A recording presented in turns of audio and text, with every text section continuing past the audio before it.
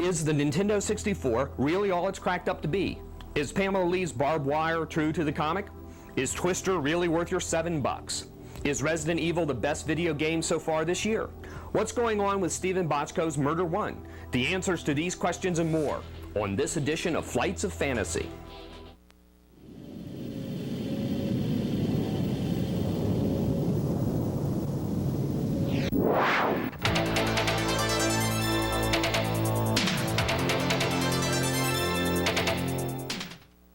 Welcome to this edition of Flights of Fantasy. I'm your host, George Wood. We've got a jam-packed show for you today. I can't wait to get started. We're going to roll with Murder One. When Steven Bochco makes a new series, everyone looks up, and that's exactly what everyone did when Murder One debuted last fall. The show had problems competing with ER, and this year, it will have an even tougher opponent, Seinfeld. Yes, ABC has renewed the series, but Murder One will be virtually all new next season. Lead actor Daniel Benzeli has flown the coop, and the best characters from last season have been written off. Murder One will feature 3 cases instead of 1 this year, so you can expect more drama. And that's what the show needs, more drama. Benzeli's character, lawyer Ted Hoffman, has always been too cool and collected, even when his daughter was kidnapped. We really need to see this guy sweat. He's the main character, after all. He should go through some scandal that makes him question his moral and legal values. Hoffman was too godlike, a father figure, and not human enough. With most of the main characters gone, what will Bochco do? If anyone can pull it off, Bochco can. His other television success, Hill Street Blues, won the Best Drama Emmy Award 4 consecutive years, a record that has not been broken in Emmy history. Despite its problems, Murder One is a fantastic show. Bochco, if you're listening, here are some of our ideas for your tricky second season. Make Mary McCormick's character the new lead, and have her defend a rapist who we know is guilty. Pull out a skeleton from Francesca's closet. Make the jurors major characters. Give them lots of screen time. Capture the essence of LA more. Let's see some cellular phones. Don't change the show's theme music. It's outstanding. And replace Benzeli with me. Hey, I'm the lawyer type. Well, we hope you watch Murder One this season, but we hope you watch Seinfeld too. Start writing ABC and ask them to get a clue. Move Murder One out of Thursday entirely. The show might not be able to survive 2 setbacks like this, and that would be a crying shame. It just makes you want to murder somebody.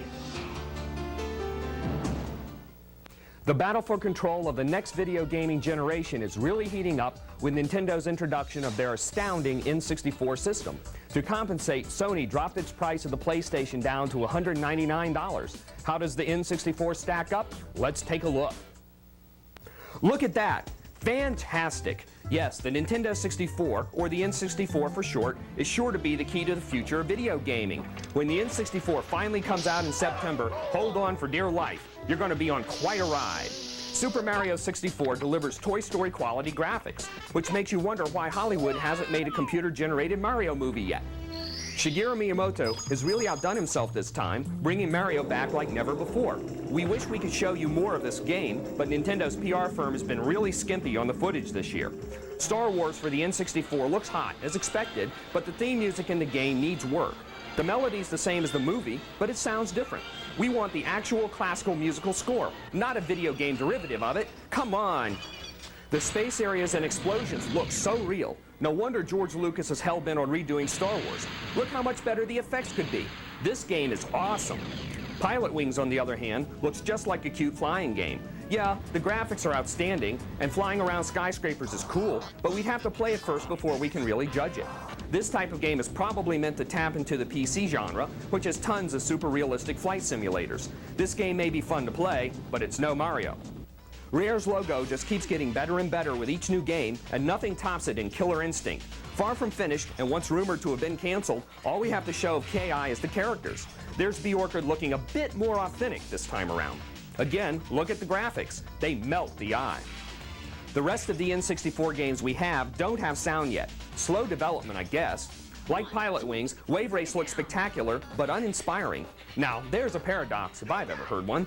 We don't see how this game could have enough variety in gameplay to be worth $70. Super Mario Kart looks good too, but the courses aren't scenic enough. Perhaps this will change as time goes on. Speaking of change, money plays a key role in Blast Corps. You get to rake in the insurance money for all the structures you trample to the ground. Well, why are you on a rampage? Because you have to clear a perfectly flat path by which to support 3 sensitive missiles to the middle of nowhere. This game may actually catch on. It's not a simulation game, it's more of a beat-the-clock action game. Busting things is fun to do anyway, even if it's just a question mark block from Super Mario Bros. Kirby's Air Ride for the N64 will be a 4-player game aimed at younger children. You really fly fast in this game, but if flying is your thing, you want Star Fox. Look at the super realistic graphics of this baby. Lens flare and everything. What a gem this game will be. You can just see how smooth the control is by looking at the R-Wing spaceship fly in and out and around the buildings. Look at how the camera automatically turns around at just the right time to show you what you need to see, while at the same time getting a dramatic camera shot. Star Fox looks like butter. You can almost feel the controller in your hands from just watching it. Star Fox is sure to take off. One by one, players will be sucked away into a fantastic fantasy world. That's what the N64 is all about. It's the ultimate fun machine. It'll take you on your own personal flights of fantasy. Don't go away, there's plenty of action still to come right here on Flights of Fantasy. We've got Barbed Wire, Twister, Capcom's President Greg Ballard, and Resident Evil.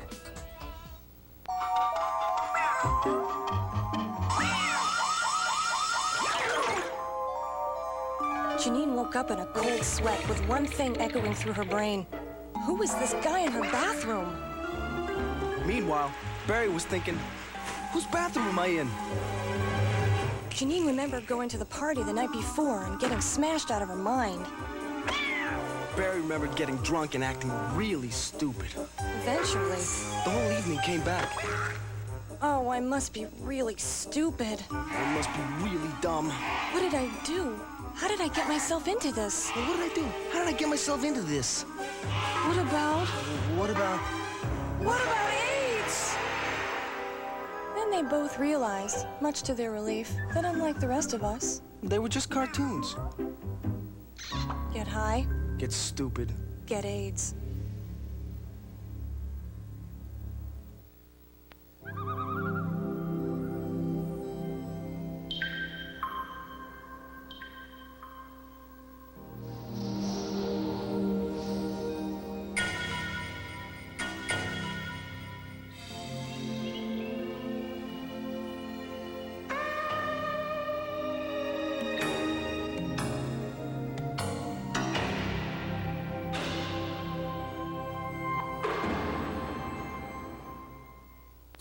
Chemistry class led me to a life of crime.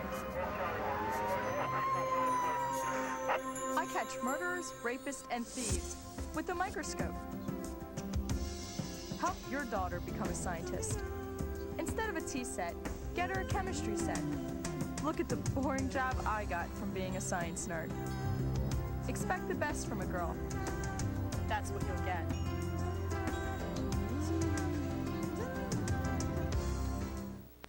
Welcome back to Flights of Fantasy. Pamela Anderson Lee was at her best in the movie Barbed Wire. Here's a look at her origins from Dark Horse Comics. If the Barbed Wire movie gets your juices flowing and you want to know more about the bombastic beauty, look no further than Dark Horse Comics.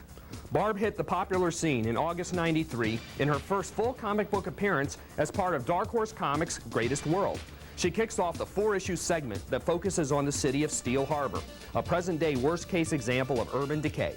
Also introduced is her blind brother Charlie, the pyromaniac Ignition, and their Hammerhead Bar and Grill. In April 1994, Barb gets her own monthly comic series. Barb subsidizes the day-to-day running of the Hammerhead with the money she pulls in from bounty hunting, a job she hates but is really good at and has to do until the bar starts to turn a profit. Of course, it gets trashed regularly by various super beings, which doesn't help the tab any. She's a kind of unofficial peacemaker trying to keep Steel Harbor's gangs under control. Mace Blitzkrieg and his thugs are the worst offenders trying to expand their turf. The mysterious Death Card makes its first appearance here and proves to be a thorn in Barb's side throughout the 9-issue series. Dark Horse has thoughtfully collected 4 of the major issues in a trade paperback. The trade paperback hits the stands right before the movie hits the big screen, and there's a nice promo piece for Pamela Anderson Lee and Dark Horse Entertainment to gear you up for the movie. Smart move, folks. A turning point in both the book and the movie is where Barb declares, "I quit," to bounty hunting. The movie is faithfully adapted in 2 formats, a 4-color comic and a black and white magazine. Pamela graces the covers of both, and there's an almost life-size poster of her in the magazine as an added bonus. This is way too much of a good thing. I still wonder how she stays in place in that outfit. She's got quite a designer, whoever it is. A new, original, 4-issue miniseries from the creator of Barbed Wire, Chris Warner, is out now. Written and drawn by Chris and inked by Tim Bradstreet, it's also being released in conjunction with the movie, but has nothing to do with the movie. The new series takes place in equal time where the last book left off. The movie is set in its own separate world in the future. Earth 1 versus Earth 2. There is some convergence of worlds, though. Note how Barb has evolved into a Pamela Anderson clone. The Ace of Spades storyline focuses on a citywide truce that's turned Barb's Hammerhead Bar and Grill into a new hotspot. Although Barb has given up bounty hunting, things get really dicey when gang members turn up dead at the hands of a mysterious costume woman named Death Card. Mysterious because in the previous Barbed Wire series, Death Card was a man. When the dust settles, all the fingers point to Barb. Barb is now faced with having to solve the mystery of Death Card, to clear her name and keep the whole city from going up in flames. Barb is not a well woman. She has a full 2x4 chip on her shoulder and is better than any man at romping and stomping. Her tagline says it all. Don't call me babe. And she's going to keep the peace from hell to high water. Her support team of Charlie and the Machine help keep her ahead of the bad guys. She's a great, strong female character and is motivated by more than just vengeance, which makes her somewhat three-dimensional. The artwork in all 3 series is not exciting, but not offensive either. It's okay.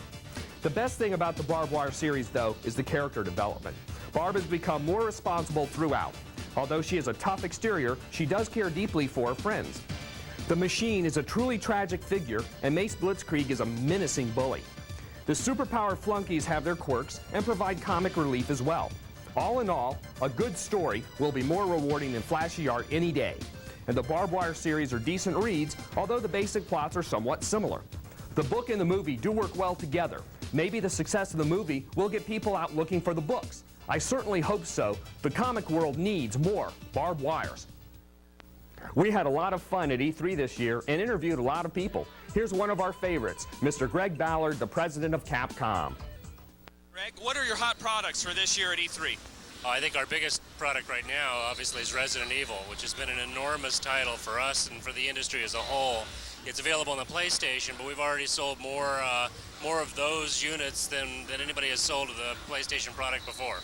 Well, I do have a couple of questions about the industry itself. What do you think is the worst aspect of the gaming industry right now? Well, the worst aspect, of course, is that things change so much. I know that it's frustrating if you're a young person scraping together quarters from a job that you have in the afternoons to have to go out and buy the newest hardware in order to be able to buy the newest software. And that's the nature of our industry right now, and it has effects on us as well. That's the downside. The upside is every time we make that change, the products get better, the entertainment quality is higher, and you end up with games like Resident Evil that you can play for hours and get lost in a world that's completely different than the one we inhabit on a day-to-day basis.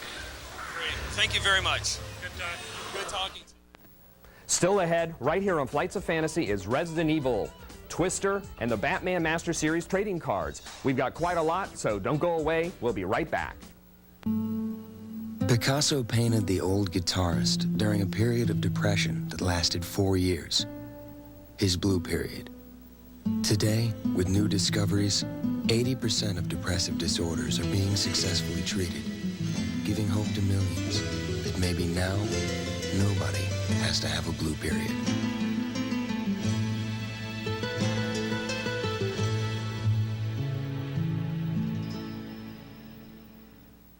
Math. 4-letter word, right? Hey, you don't need that. Why design the world's newest chips? When you could be flipping the world's oldest burgers. Hey, wait a minute. This is math. Geometry, algebra. No pocket protectors here.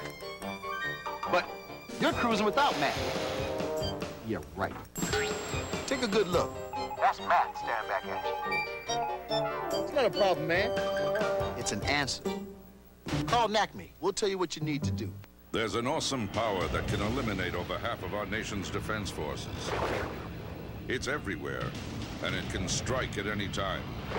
Who has this incredible power? You do. If you employ National Guard and Reserve members, you need to use your power wisely, because today, the Guard and Reserve make up over half of our country's defense. So when they need time off to serve, be a hero. Give them the freedom to protect ours. Just like moons and like suns, with the certainty of tides, just like hope springing high, still I rise. Bringing the gifts that my ancestors gave, I am the hope and the dream of the slave.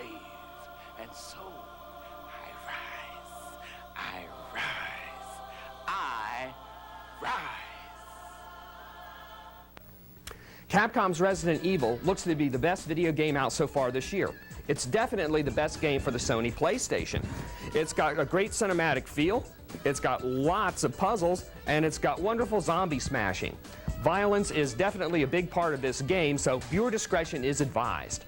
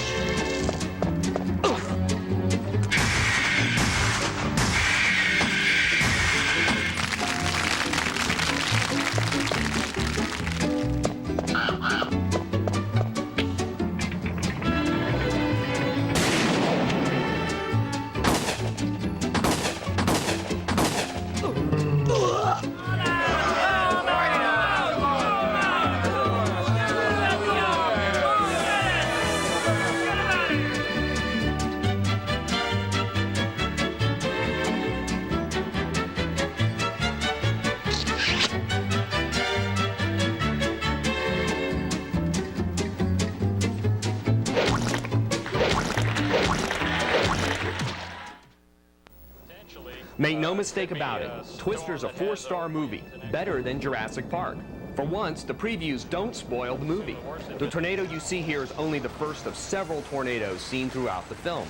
The premise is simply this. Bill, played by Bill Paxton, returns to Oklahoma to get his divorce papers from Joe, played by the remarkable Helen Hunt of Mad About You. When she was only 5 years old, Joe experienced an F5 tornado, the largest and most destructive type, which is referred to in the movie as the Wrath of God. The tornado takes Joe's father away from her, spawning her lifelong quest to develop a better warning system for tornadoes. Needless to say, Bill and Joe end up chasing tornadoes together, just like old times.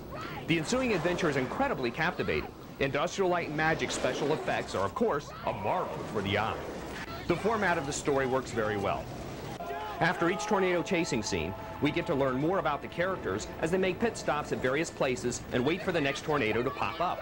Helen Hunt is fantastic in this film. She has been long overdue for an Emmy for Best Actress in a Comedy Series, but Candice Bergen has been winning every year, it seemed like. Helen Hunt will definitely win this year, though. The movie will boost her popularity. That's exactly what happened for Celia Ward, who won her Best Actress in a Drama Series Emmy after starring in The Fugitive. Bill Paxton is very believable as well. He is nothing like his character in Apollo 13, thus showing his versatility. We don't want to tell you everything that happens in the movie, but we will say the final scene is super. In fact, the whole movie is super. Twister has great camera shots, so good you'll notice them. You'll never be bored. You'll never go, oh, come on now, get real. We thought Twister would be a letdown for some strange reason, but we were wrong. Twister is a great summer movie. In fact, this summer will be host to a ton of great movies, including Disney's Hunchback of Notre Dame, which you'll see right here on Flights of Fantasy. For right now, though, you should concentrate on getting your butt in a theater to see Twister. We promise it won't be disappointing. The trailer only gives you a sneak peek at the action, so nothing is spoiled. If you didn't see the trailer, we're going to roll it for you now. Try not to get blown away.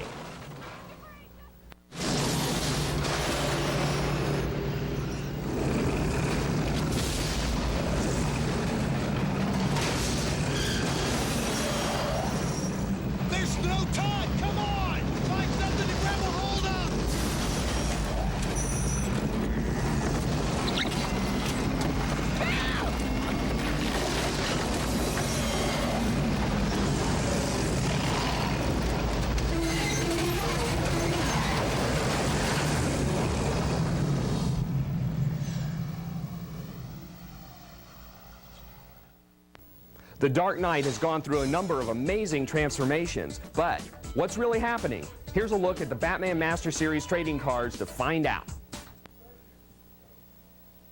Who killed Batman? What's that you say? You didn't know he was dead? Check out the Batman Master Series trading cards from Skybox Fleer and find out what happened to the Dark Knight. The Batman Master Series is a new concept in trading cards. The 90 cards in the set are actually painted pages of a brand new, never-before published story written by Batman Comics veteran Doug Moench. Although there are no delineated subsets in the 90-card main body, there are plot devices within the story which allow us to be introduced to the main characters in this drama, the events, and the people who define their lives. It's a story of how the Batman is missing, and the police finding evidence that the Dark Knight is dead. The Joker has escaped from Arkham Asylum, and it seems that he pulled the trigger. Unfortunately, he can't remember doing the deed, and it's driving him batty.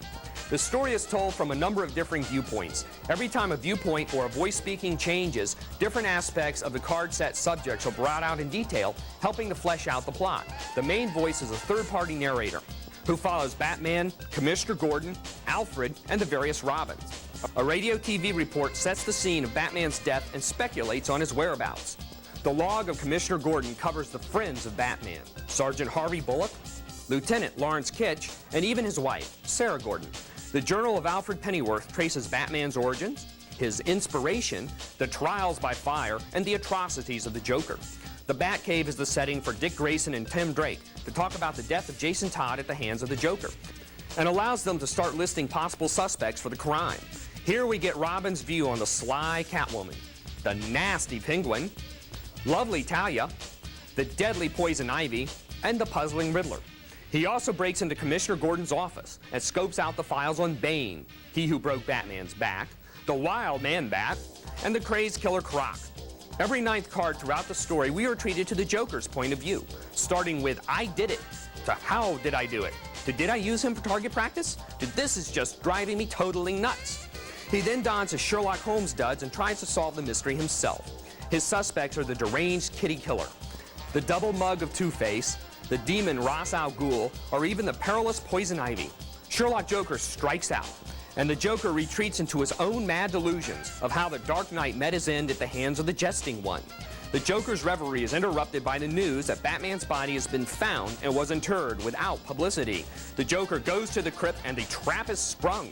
He's actually quite happy that Bats wasn't dead. Now he can plot Batman's demise again and again while snug in his cell at Arkham. This is a very dramatic set. The art really does showcase the Batman at his finest. Dark and moody, even creepy at times. Some of the finest comic art painters in the world get to strut their stuff. Carl Critchlow does all 9 of the Joker viewpoint cards with the main story. Scott Hampton adds his masterful touch to the first 36 story cards, giving life to the good guys and moving the story along with an active pace. Vermont Power has a field day with the Rogues Gallery, exploring the depths of depravity of these tortured souls. Duncan Fegredo delves down and spits out the Joker's maddening hallucinations for us to experience, and caps off our tale. One of the coolest features of this Batman Master Series card set is the first subset. It's an artist-proof set where every card in this 90-card parallel of the original cards is made on extra heavy 24-point stock. It features the artist's signature in gold foil on the front and his thoughts on the back. This is a must-have for every serious Batman comic or card collector. One artist-proof card is found in every pack. Getting a full set of these is quite an accomplishment and will grace one's collection for years to come. Go for it! The others are pretty cool too. There are 10 Master Villain cards painted by the Horley-Perrant Studios. Each one features one of Batman's notorious nemesis, describing in full detail how he or she would most likely destroy the Dark Knight. A Master Villain appears in every pack and a half. Some top fantasy artists get their shot at bats in the Fantasy Spectre X subset. Ken Kelly makes him more demonic than he already is. Romas has him fighting demons, while Vincent DeFonte has certain demons checking for him. Joe DeVito gives him a new steed. Nick Yongshig has him on the lookout, and James Warhola has him brooding in the night. Fantasies are found in one of every 6 packs. The top chase cards feature chromium technology. Dave Dorman gives us Batman defying death and waiting for the next call. And Carl Critchlow completes the bookend with the Joker plotting his next move.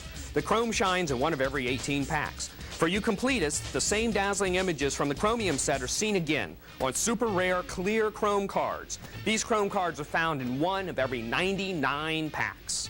There are 10 cards per pack, which retails for $2.99. This puts the Batman Master Series right in the middle of the price range for premium cards. Not bad. Skybox Fleer calls these museum quality cards. UV coating front and back, extra thick card stock, detailed original painted art, and an original mystery story tying the package together.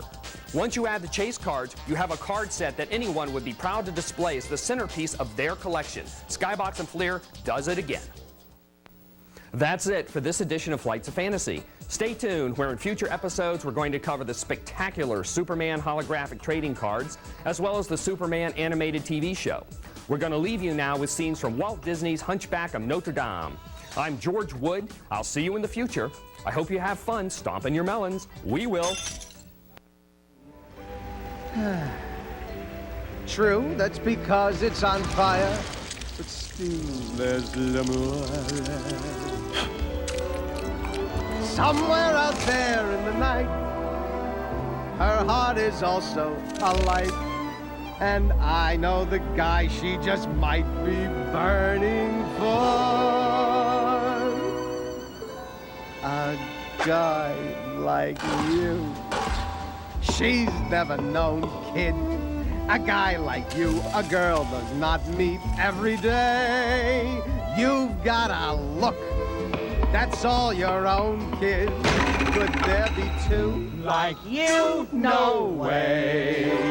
Those other guys that she could dangle all look the same from every boring point of view. You're a surprise from... Vince, that new dummy cam is great. Yeah, it'll sure give people a whole new outlook on what it's like when you don't wear a safety belt.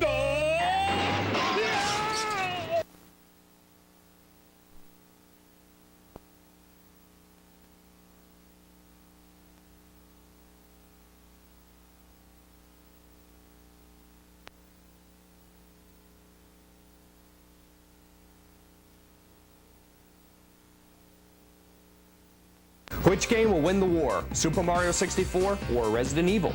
Does the Hunchback of Notre Dame live up to the Disney standard? Is Pamela Anderson the saving grace of Baywatch? Is Super Mario RPG the best Mario game for the Super NES? The answers to these questions, plus a tribute to Superman and more E3 survey questions, right here on this edition of Flights of Fantasy.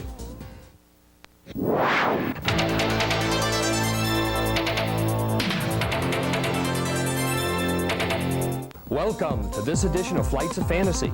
I'm your host, George Wood. We're celebrating our 75th show today, and this one's a whopper. To start this juicy show off, here's our review of the Hunchback of Notre Dame. Never has Disney cell animation been better than in the Hunchback of Notre Dame.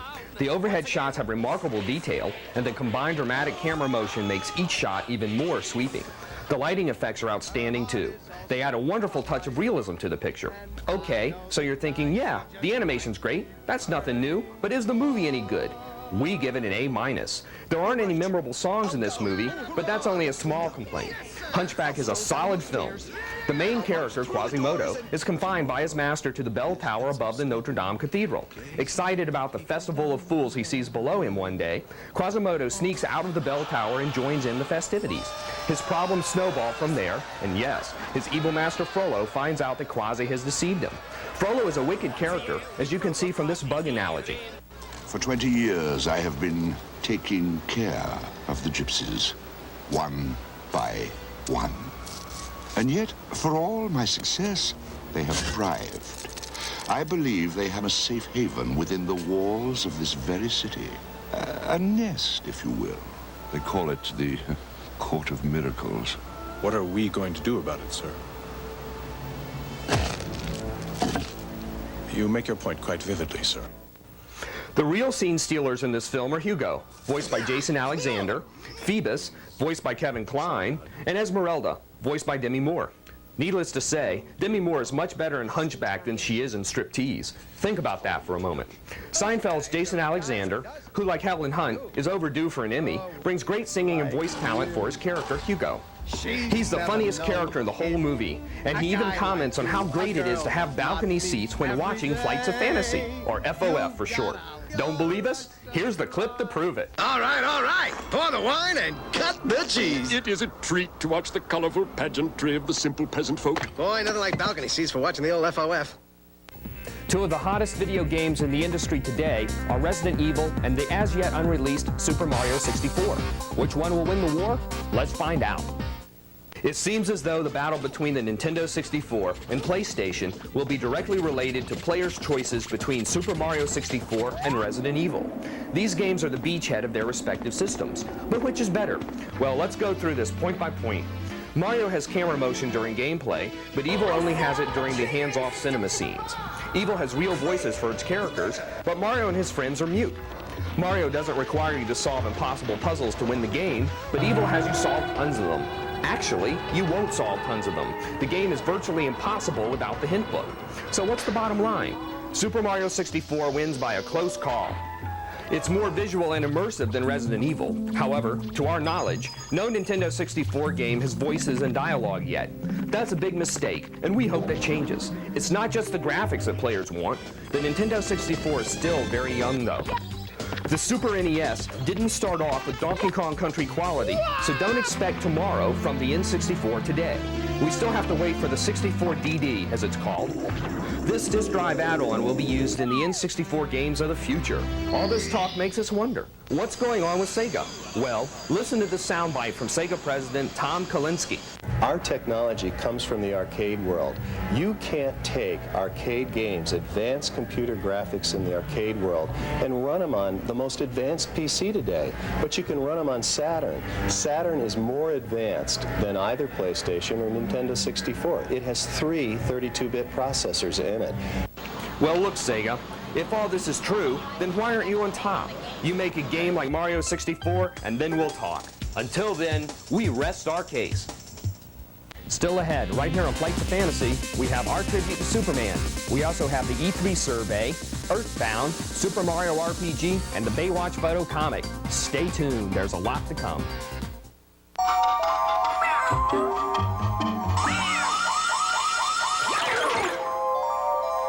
Janine woke up in a cold sweat with one thing echoing through her brain. Who was this guy in her bathroom? Meanwhile, Barry was thinking, whose bathroom am I in? Janine remembered going to the party the night before and getting smashed out of her mind. Barry remembered getting drunk and acting really stupid. Eventually. The whole evening came back. Oh, I must be really stupid. I must be really dumb. What did I do? How did I get myself into this? Well, what did I do? How did I get myself into this? What about AIDS? Then they both realized, much to their relief, that unlike the rest of us, they were just cartoons. Get high. Get stupid. Get AIDS.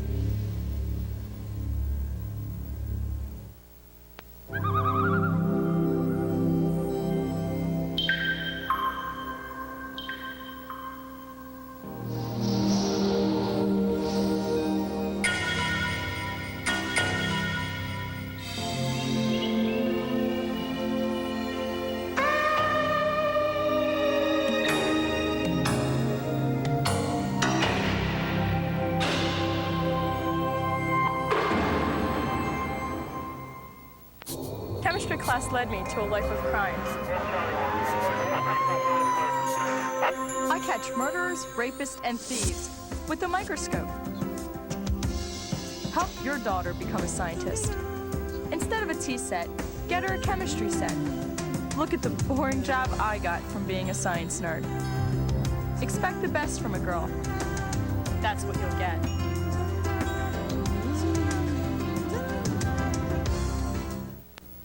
Welcome back to Flights of Fantasy. The Man of Steel has been on the planet for over 50 years, and he's become the symbol of an entire generation. In fact, he frequently turns up on Seinfeld's refrigerator. Now here's our tribute to Big Blue. This is a job for Superman.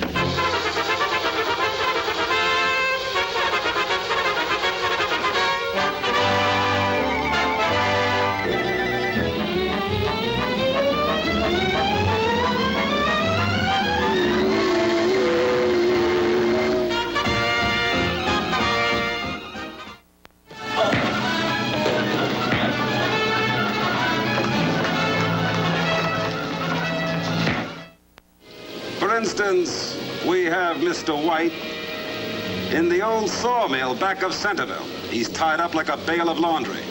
And in just about 10 minutes, he'll go sliding into the buzzsaw. Oh, no. Are you playing hide and seek, Miss Lane? Oh, Superman. I know what happened to those gorillas. Look, over there. Great Scott. Okay, hold it there. Just a minute, mister. Just a minute. Now, I realize, of course, that times are tough for some these days, but this isn't the answer. You can't solve society's problems with a gun. You know something, buddy? You're right. I'm going to turn over a new leaf. Good for you, sir. That's the spirit. See, he doesn't really want to hurt anybody. Uh-huh. Right after I rip off this lady's purse. Of course. Now, come on, lady. Hand it over. Oh, Lois, I think maybe you better...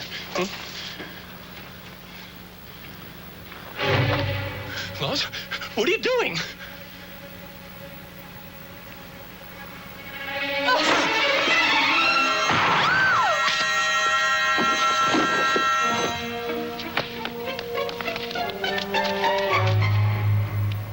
Clark!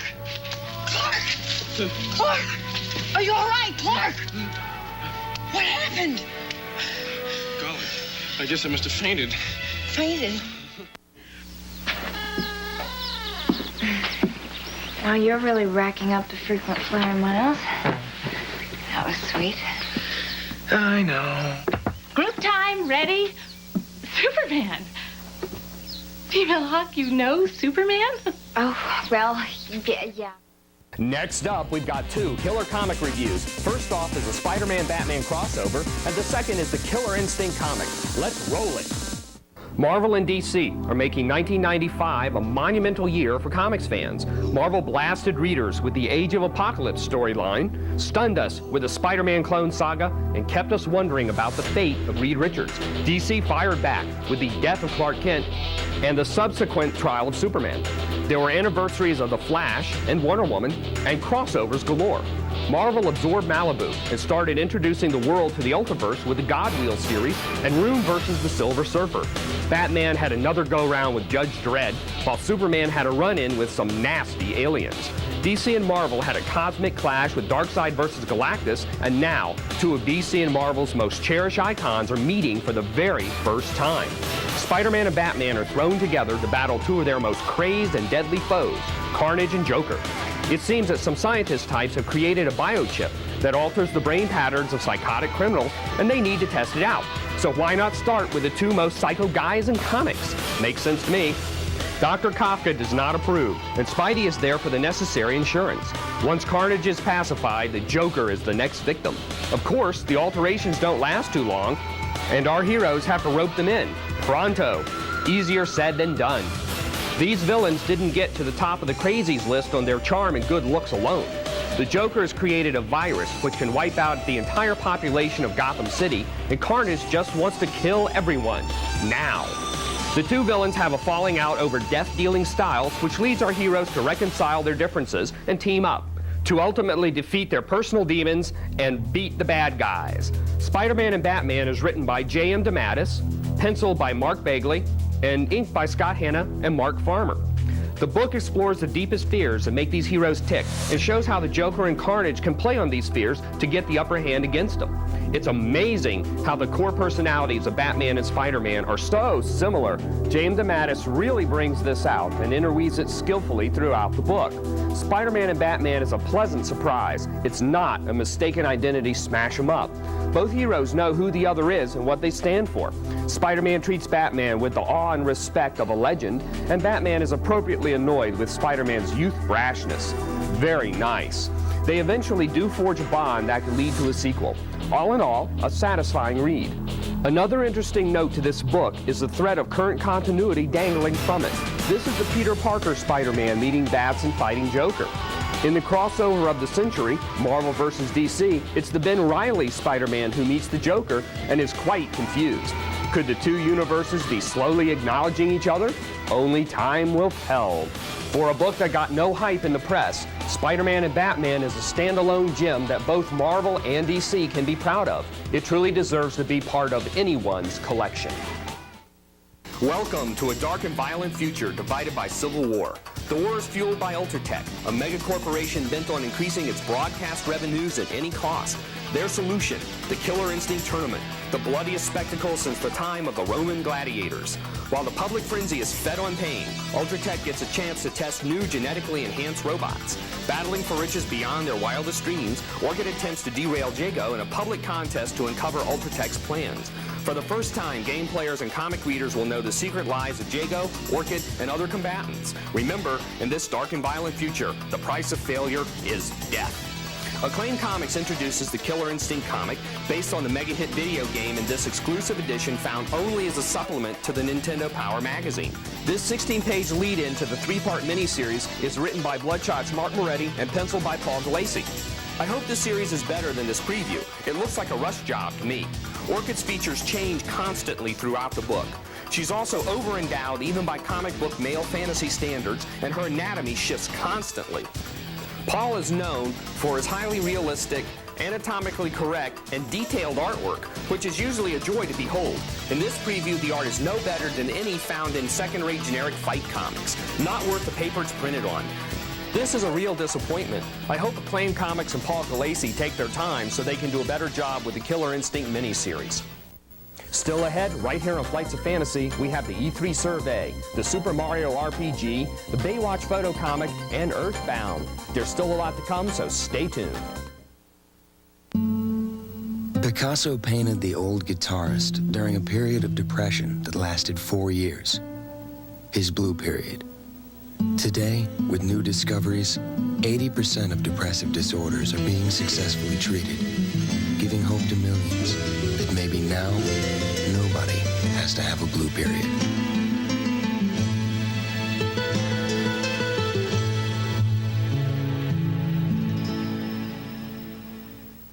Math, a 4-letter word, right?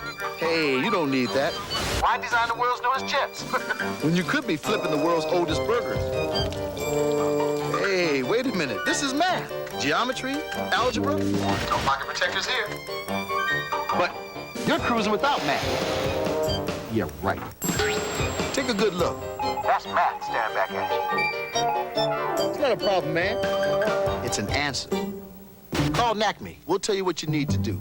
There's an awesome power that can eliminate over half of our nation's defense forces. It's everywhere, and it can strike at any time. Who has this incredible power? You do. If you employ National Guard and Reserve members, you need to use your power wisely, because today, the Guard and Reserve make up over half of our country's defense. So when they need time off to serve, be a hero. Give them the freedom to protect ours. Just like moons and like suns, with the certainty of tides, just like hope springing high, still I rise, bringing the gifts that my ancestors gave. I am the hope and the dream of the slave, and so I rise, I rise, I rise.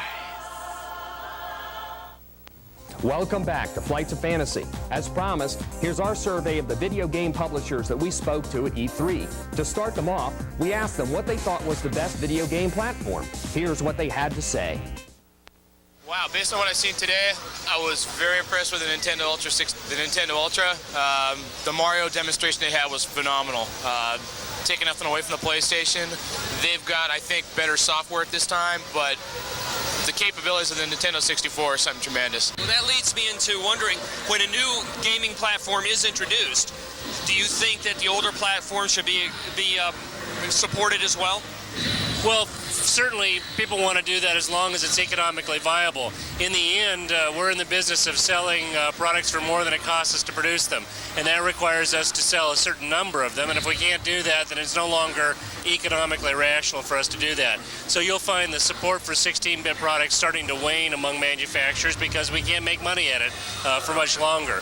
But as long as a product is viable, we want to support it because we have fans out there who are enjoying our games and they're supporting us and we want to support them. Oh gosh, the playability and the fun factor. If you, like with the new Mario 64 game, Mario has all these little cute personality traits, and you really just, you think he's a great character, and being able to identify with the plot in the story really helps. Gameplay, gameplay, gameplay. It's the poster that's up in my office. It's the gameplay, stupid. That's an interesting question. I think you're going to be looking at hot licenses. You know, people like to see something they can recognize. If it was John Doe's football or, you know, NFL quarterback club, there's something a little more grabbing about a hot license. It's, you know, things like Space Jam and DRAGONHEART.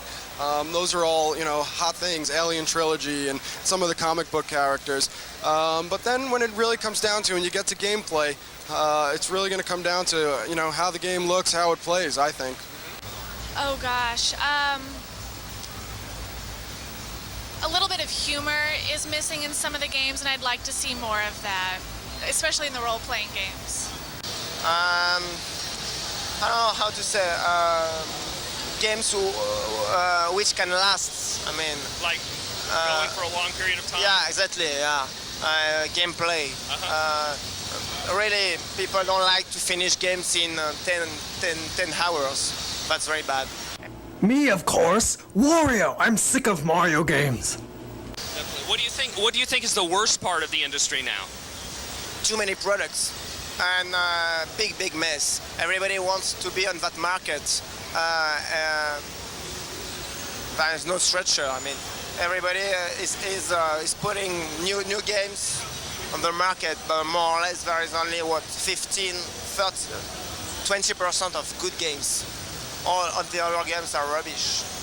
The worst aspect, if there is one, I mean, it's a difficult thing, difficult question, but I would say that there seems to be a lot of little companies on the market, and although they're increasing the competition, which is great, and putting better products out on the market, there seems to be kind of a you know, no clear-cut, you know, platform that's really rising up above, and it's hard to, you know, it's hard from a game developer standpoint to make a decision on what systems to make games for, because, you know, with the 16-bit systems still available, 32-bit systems available, 64-bit now, and PC CD-ROM systems, it's difficult for game companies to decide which platform to make games for.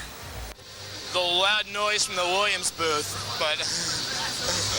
Flights of Fantasy is the worst part of the industry. One of the hottest categories in electronic gaming is the role-playing game, or RPGs. One of our favorite characters now has his own. Here's our look at the Super Mario RPG. So what do you think Super Mario RPG is about? Saving the princess? Wrong. In the very beginning of the game, Bowser does kidnap the famous lady of video games, but you rescue her after a quick battle on a falling chandelier. Then a huge living sword named Smitty drops from the sky and smashes into Bowser's castle, throwing everyone outside. The princess and Bowser are lost, and you have to find them. At an odd point in your quest, you actually join your enemy, Bowser, and discover the princess in Booster's tower. Who the heck is Booster? Who knows? The princess is a feisty gal. She even tricks Bowser into kissing Mario as a prank. Don't mess with the princess. She doesn't like to play games. But we like to play this one. Super Mario RPG is full of fun. The battle controls are the best of any RPG. Other Nintendo characters also have cameos. Donkey Kong appears in the jungle. Link from the Zelda games is found sleeping in one of the inns, and the 8-bit ancestor of Mario is found behind a curtain in Booster's tower. The 3D graphics of this game are outstanding. You will love this game. The only flaws are the poor hit detection outside of the battle screens and the low difficulty level. You'll beat this game in a week tops if you play a lot every day. Nevertheless, you have to play this game, so rent it, have a ball playing it, beat it, and return it. Mario is back on top. Amazingly enough, one of the most successful TV shows in history is Baywatch. To increase their outreach, we now have the Baywatch photo comic. Is this too much of a good thing? Let's find out. If you can't seem to get enough Pamela Anderson exposure, never fear. Acclaim Comics comes to your rescue with Baywatch photo stories. Published under Acclaim's Armada imprint, Baywatch propels readers into the world of lifeguards and romance on the sunny beaches of Malibu. But while most comic book adaptations of TV shows and movies use artists to bring the action to the 4-color pages, Acclaim Comics Baywatch sets a new and different standard for live-action comics. Every panel of every page is an actual photo or video capture from the series and incorporates them into new and original storylines that capture the essence of this mega popular show. TV on your page. Spearheading the comic book is Kevin Van Hook, writer of Acclaim's Eternal Warrior and Bloodshot. Van Hook Studios utilize state-of-the-art technology to incorporate the photographic images of Mitch, David Hasselhoff, CJ, Pamela Anderson Lee, and other members of the Baywatch cast. The first issue intertwines 3 storylines. Matt is sent out to act as bait to a gang that is terrorizing the beach. Mitch sees someone in trouble and rushes to save her, which leads to a budding romance. And the final story, The Centerfold, is about CJ making a decision on a modeling career. She goes to check out the photographer and decides he's not a sleaze, so she's willing to give it a try, with startling results. The 64-page magazine is an amusing diversion, light and fluffy like a marshmallow. Baywatch is exactly what it's supposed to be, the TV show on paper. In fact, the characters and their stories are interlaced tighter here in the comic than they are on the actual show. I like the concept of taking the raw data of the TV show and combining it into a new and entertaining form. The graphics are a little fuzzy, ranging from slightly out of focus to major pixelized, which shows the computer manipulation. With so many assorted sources coming from video captures, computer imaging, and publicity stills, it's hard for the electronics to reproduce them with a consistent clarity throughout the book. All in all, though, the storylines flow smoothly and create the impression of a full episode. This wouldn't be Baywatch, though, without the hunks and babes, and baby, it's loaded. A total of 23 pages is devoted to CJ. There are so many photo spreads of Pamela Anderson Lee that the mind wobbles at just the mere sight of her. Talk about catching an eyeful. This is just what the doctor ordered. The backstory of Mitch's romance is a little sad, making for a well-rounded package. Something for the guys and girls, just like the show.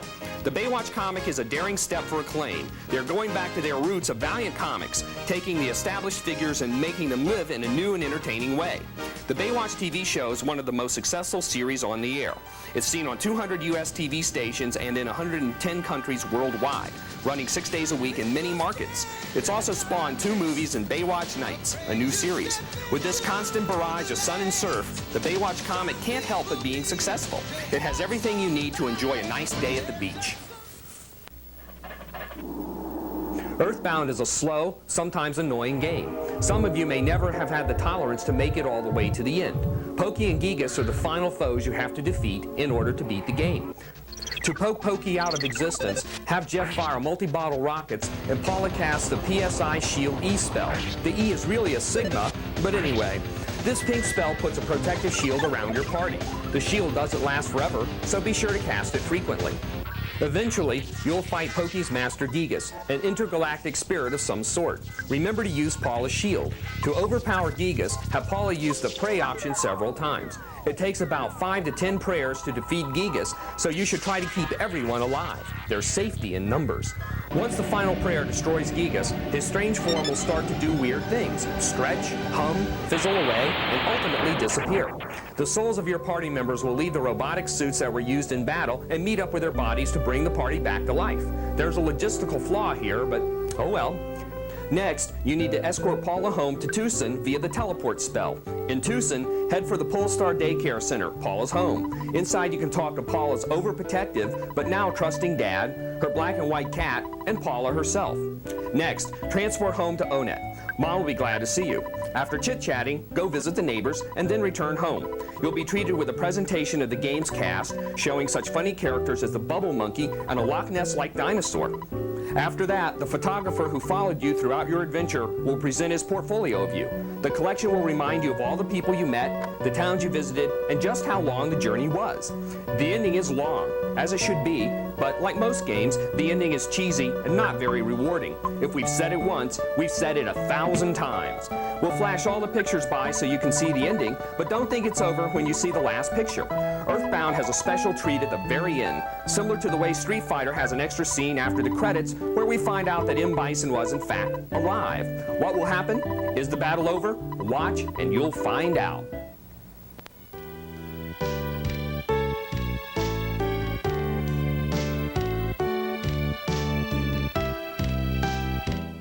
That's it for this edition of Flights of Fantasy. Can you imagine? We've done 75 shows and I'm not in a straitjacket yet. Well, maybe by our 100th show. You'll have to stay tuned and find out.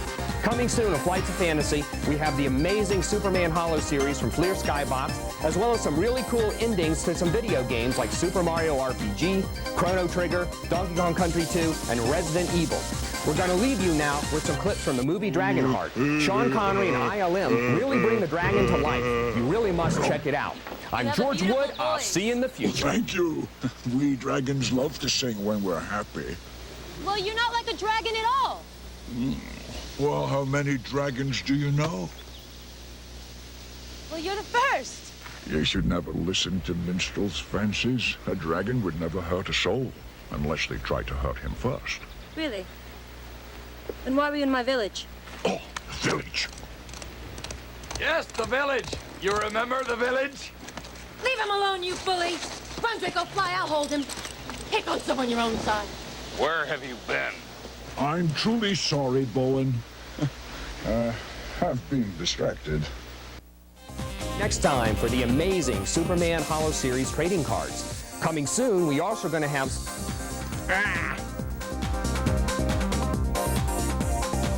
Vince, that new dummy cam is great. Yeah, it'll sure give people a whole new outlook on what it's like when you don't wear a safety belt.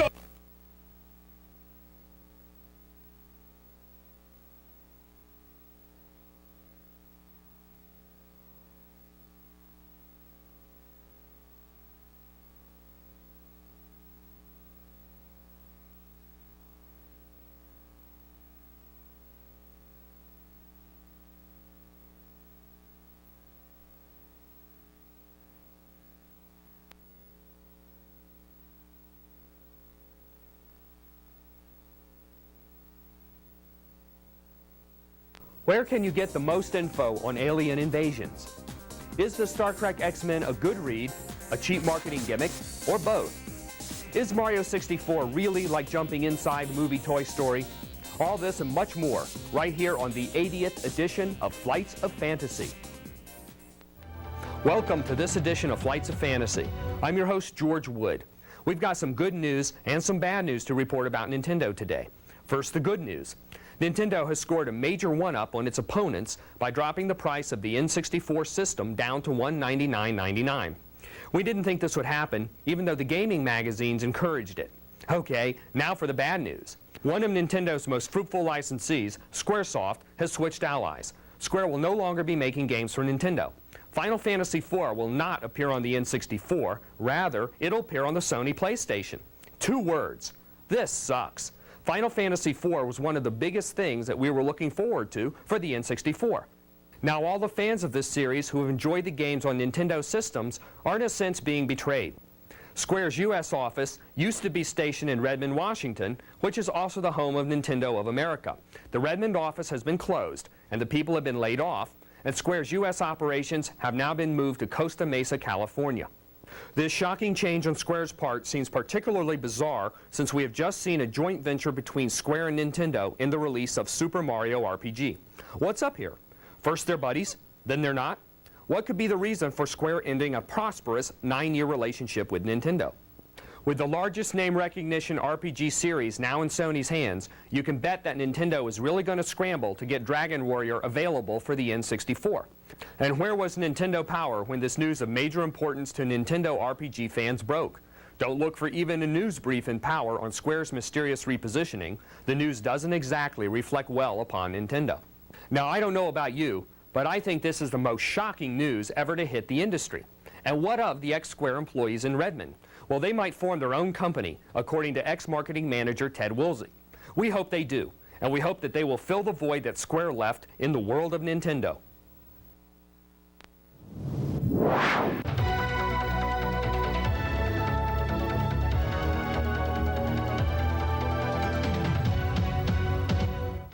Company downsizing just never seems to end, and neither does the availability of CD-ROM products. The movie Independence Day may not have been another Star Wars, but the CD-ROM does make ID4 look like the biggest thing since Jabba the Hutt. Here's why. The Inside Independence Day CD-ROM has plenty to keep everyone from the serious video file to the casual browser busy for hours. Once you get through the intolerably long opening and intro sequence, you get a pictorial map of the sites you can visit. Click on the icon and off you go. There are 9 chapters to the CD-ROM to explore. People, film clips, photos, interviews, tech notes, production art, history, storyboards, and preferences. One of the best features of the CD-ROM is the way that different sites are linked together. Click into the site to view the contents, then check out the icons on the lower left side which show you the related sites. For example, the production art chapter has over 150 pieces of original conceptual artwork designs that were used in the film. When you select a subset, like the mothership, the pictures start to automatically scroll through the group. You can go all the way through on a repeating loop, or control the speed of the stills with the arrows on the bottom. This slideshow feature is very useful in helping you navigate through the selections. When you find something you like, you can stop there, study it, and move directly to another site that would be appropriate for what you see. Here we see the production art of the reverse entrance to the mothership. We click the icon to see it in the storyboard, move to the film frame to see the finished product, and then click on the film clip to see everything come together in action. Way cool! You can really see how the creative process works by putting all the pieces of this massive puzzle together. The interview section looks like a control room, with the faces of the people on the screen. When you get the cursor near them, their name comes up, and with a push of a button, you're seeing their virtual images. The contents of the questions they answer is on the bottom, and they'll tell you what you want to know. The interviews cover all kinds of people, not just the stars, so you get a complete overview of the film from the creators' perspectives. Neat. You can also shut them up when you're bored. The people section is the main source of info concerning the artists, actors, and crew members. Here you can find their bios and links to photos and the interview videos showing special effects and behind-the-scenes footage. The photos chapter is a film fan's delight, with over 500 production stills offering all kinds of glimpses into the production. The menus of the subtopics make it easy to find special interest sections, like how the pyrotechnics were done. The storyboard site contains a series of shot-by-shot visual renderings of all the scenes in the film. Based on the script, the storyboard tries to approximate the film's flow. This gives everyone in pre-production a chance to see what the film might look like even before a single frame has been shot. It's kind of fun to sit back and watch the whole sequence roll by. Of course, it wouldn't be Independence Day without clips from the film, and there are plenty of them. Some of the best scenes are here on the disc, in full digital sound and color.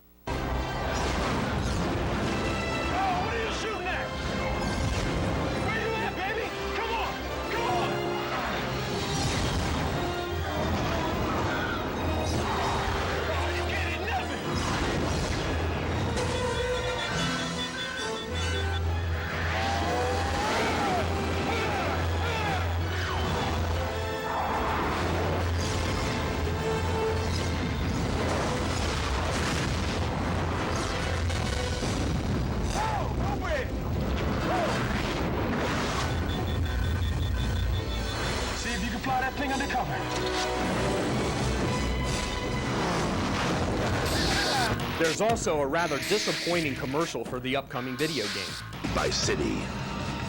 Based on this summer's most anticipated film event, Independence Day utilizes stunningly realistic 3D flight simulation to allow players to fly the world's most sophisticated aircraft, from F-18s to Soviet MiGs.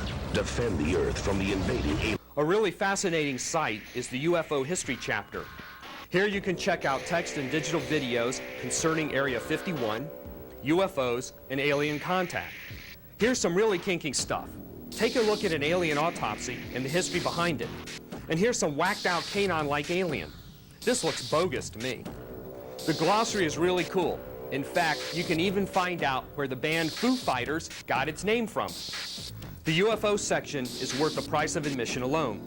Just like the movie, the production values of the CD-ROM are first rate.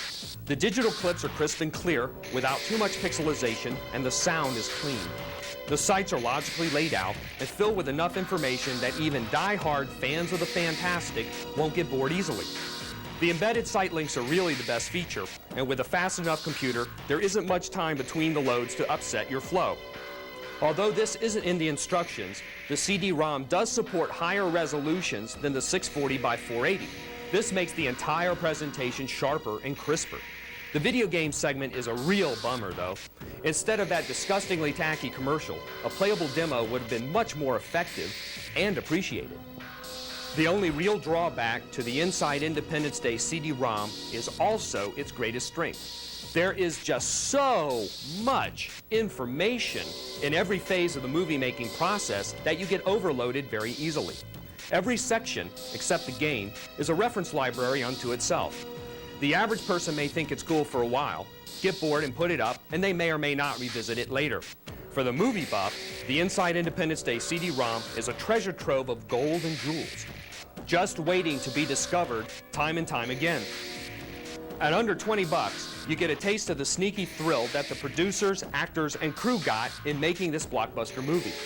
The CD-ROM adds a whole new and exciting dimension to the Independence Day experience. I think I'm going to see the movie again. And when the ships enter the atmosphere, I can smile and say, hey, I know how they did that, thanks to the Independence Day CD-ROM.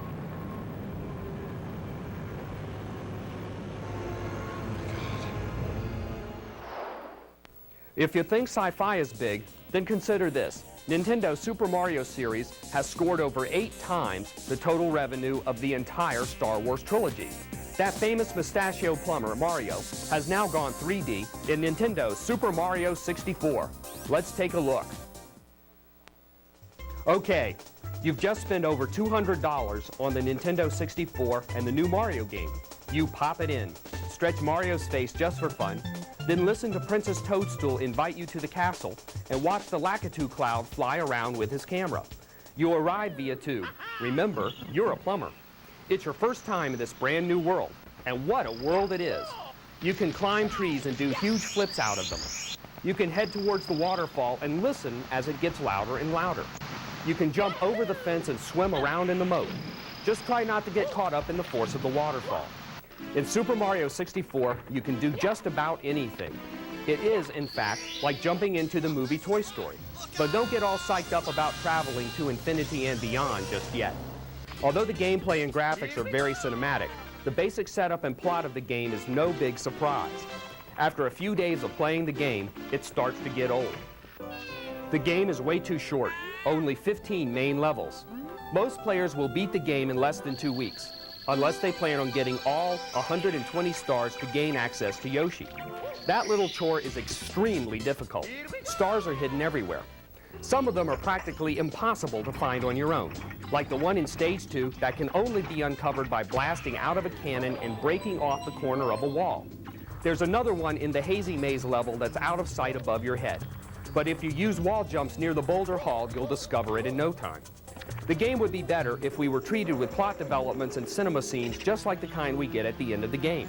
Incidentally, Mario 64 has the best ending ceremony of any game in history. It's just outstanding. The super graphics, camera movement, and real voices make Mario 64 more than worthy of your time. The game does get fun again after you beat it, and then focus on finding 120 stars. Since you're familiar with all of the courses by then, the game is a little less frustrating. For the premier title of this system, Super Mario 64 is a breakthrough in graphics and play control. And this is just the tip of the iceberg. One last thing we should mention is prices. Nintendo 64 games will be, on average, $10 to $15 more expensive than Super Nintendo games. This means that most games may cost around $70, compared to an average of $50 for first-generation gaming systems. Although we believe that Nintendo will definitely beat its current rivals when all is said and done, well-established and emerging systems like Sony PlayStation could surprise us all. That's how things look right now. But as the Nintendo 64 grows and the writable disk drive is introduced, the gaming game will surely change. Don't go away. Up next, we have the Star Trek X-Men crossover, plus an uncut interview with Capcom's president Greg Ballard when Flights of Fantasy returns.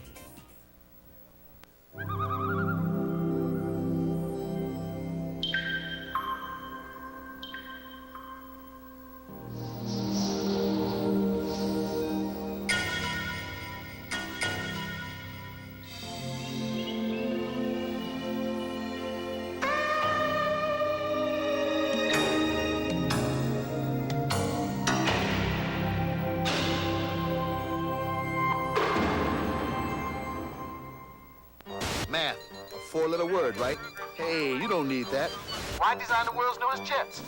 When you could be flipping the world's oldest burgers. Hey, wait a minute. This is math. Geometry, algebra. No pocket protectors here. But you're cruising without math. Yeah, right. Take a good look. That's math staring back at you. It's not a problem, man. It's an answer. Call NACME. We'll tell you what you need to do. There's an awesome power that can eliminate over half of our nation's defense forces. It's everywhere, and it can strike at any time. Who has this incredible power? You do. If you employ National Guard and Reserve members, you need to use your power wisely, because today, the Guard and Reserve make up over half of our country's defense. So when they need time off to serve, be a hero. Give them the freedom to protect ours. Just like moons and like suns, with the certainty of tides, just like hope springing high, still I rise. Bringing the gifts that my ancestors gave, I am the hope and the dream of the slave. And so I rise, I rise, I rise. Welcome back to Flights of Fantasy. We're now moving from mustaches to pointy ears. The characters of Star Trek have teamed up with the X-Men of all things. When these two universes collide, do we get a big bang or a big flop? Let's find out. In a year chock full of anniversaries and special events, Marvel is celebrating its acquisition of the Star Trek license from Paramount in a big way. Not only will they be taking over all of the comic book adventures of your favorite Star Trek crews, they're also adding to the new frontier with the Star Trek X-Men comic. History is being made with this mind-blowing 64-page, one-of-a-kind special. Captain Kirk, Mr. Spock, Bones, Uhura, Chekhov, Sulu, and Scotty come face-to-face with Wolverine, Jean Grey, Beast, Cyclops, Storm, and Gambit. A spatial anomaly brings the Enterprise back to Delta Vega. As they investigate, an alien ship pops out of it and is destroyed, but not before Spock detects life aboard. Suddenly, a much larger ship bursts from the anomaly.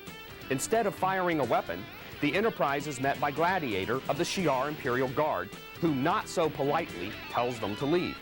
Our mutants barely make it out of the destroyed ship and start to assess their situation. Gambit was injured in the transport, and Storm and Beast work their way to sickbay.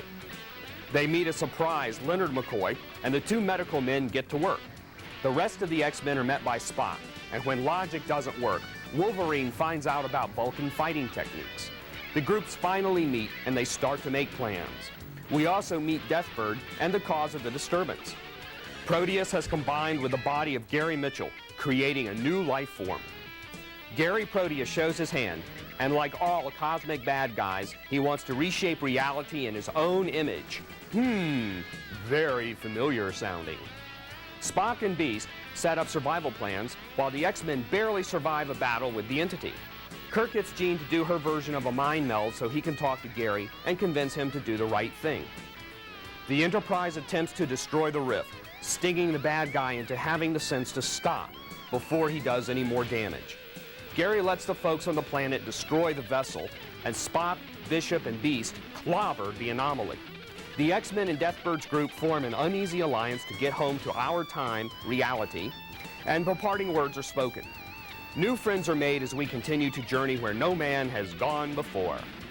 The Star Trek X-Men special was written by Scott Lobdell and drawn by Mark Silvestri and the gang at Top Cow Studios. Although this improbable team-up book is a full-fledged marketing gimmick, it is worth the effort. Scott Lobdell is one of the best writers of the X-Men, and Mark Silvestri is a fan-fave X-Men alumnus. Both know the characters inside and out, and that's what makes this book so much fun to read. Star Trek and the X-Men are character-driven more so than plot-driven, so there's a solid emphasis on interpersonal relations and internal conflicts.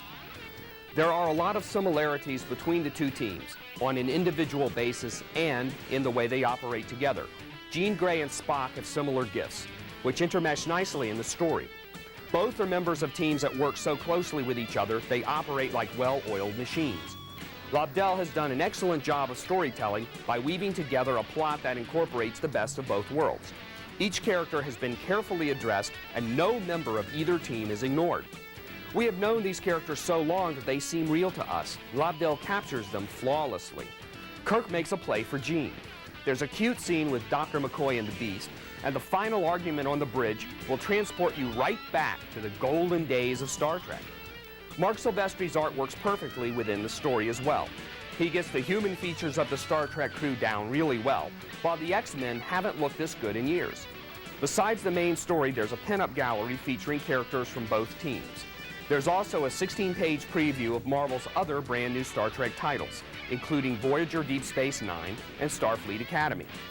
Star Trek X-Men is being released to celebrate Marvel's 35th anniversary and Star Trek's 30th anniversary. It's a good present for fans of all ages. The X-Men have also made their way into the video game market. We talk about that and much more with Capcom's president, Greg Ballard. Greg, what are your hot products for this year at E3? I think our biggest product right now, obviously, is Resident Evil, which has been an enormous title for us and for the industry as a whole. It's available on the PlayStation, but we've already sold more of those units than anybody has sold of the PlayStation product before. So is this the hottest selling PlayStation product? It is. We had the best first weekend in the history of the product, the best second weekend, and so far it's been a #1 hit for 6 straight weeks. Nobody else has done that yet. That's going to be reviewed on our show very shortly. That's great. I'm glad to hear it.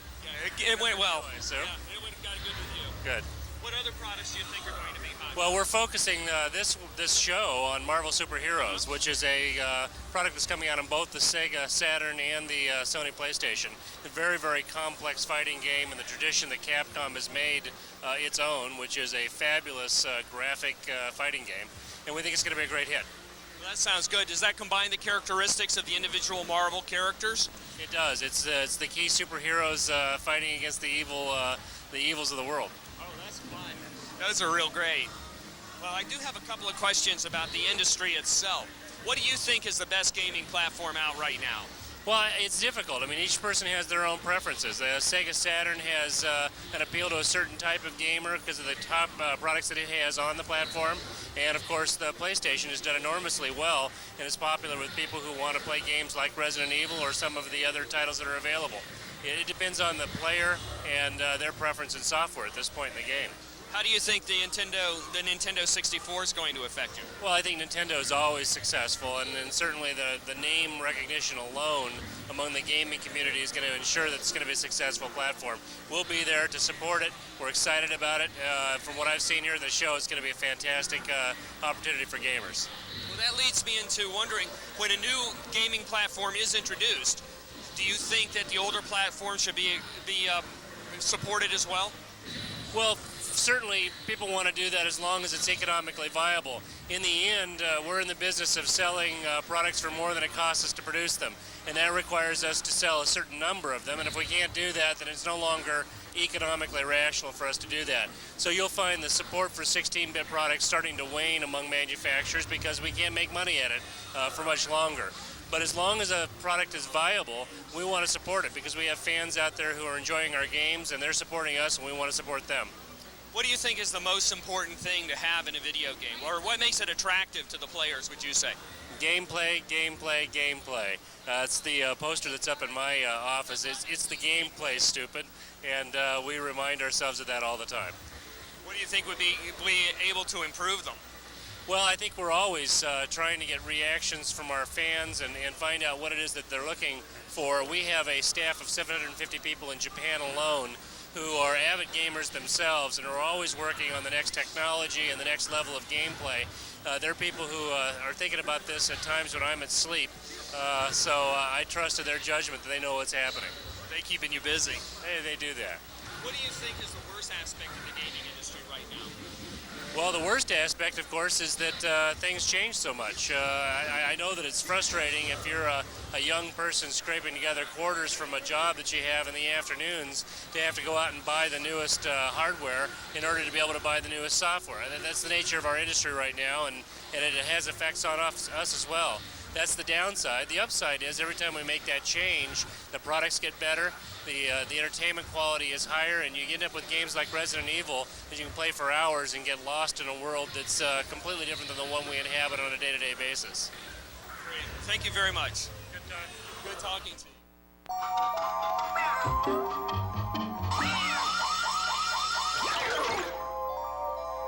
Janine woke up in a cold sweat with one thing echoing through her brain. Who was this guy in her bathroom? Meanwhile, Barry was thinking, whose bathroom am I in? Janine remembered going to the party the night before and getting smashed out of her mind. Barry remembered getting drunk and acting really stupid. Eventually. The whole evening came back. Oh, I must be really stupid. I must be really dumb. What did I do? How did I get myself into this? Well, what did I do? How did I get myself into this? What about? What about? What about AIDS? Then they both realized, much to their relief, that unlike the rest of us, they were just cartoons. Get high. Get stupid. Get AIDS. Chemistry class led me to a life of crime. I catch murderers, rapists, and thieves with a microscope. Help your daughter become a scientist. Instead of a tea set, get her a chemistry set. Look at the boring job I got from being a science nerd. Expect the best from a girl. That's what you'll get.